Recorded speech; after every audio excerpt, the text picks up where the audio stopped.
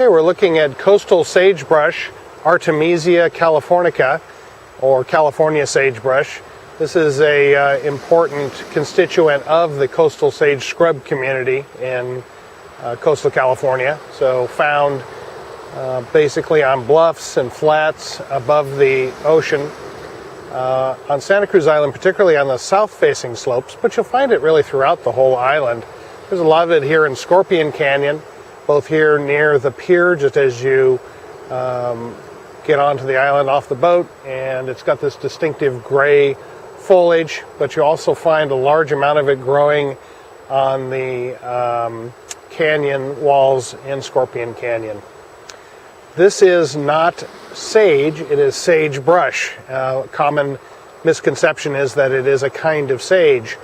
It does have a very sage-like smell, so if you run your fingers on the foliage and smell it, you'll get a really strong odor off of it that is very sage-like. But sage is actually a mint. This is in the sunflower family. This plant actually blooms fairly late, starting in May, with very small blooms that you probably wouldn't even notice. The most distinctive aspect of this plant is that it is a mounded type plant with very distinctive gray foliage and that smell I just mentioned.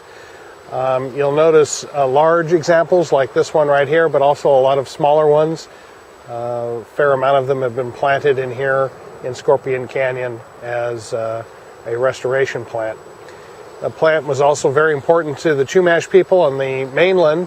It was used for a variety of reasons, medicinal.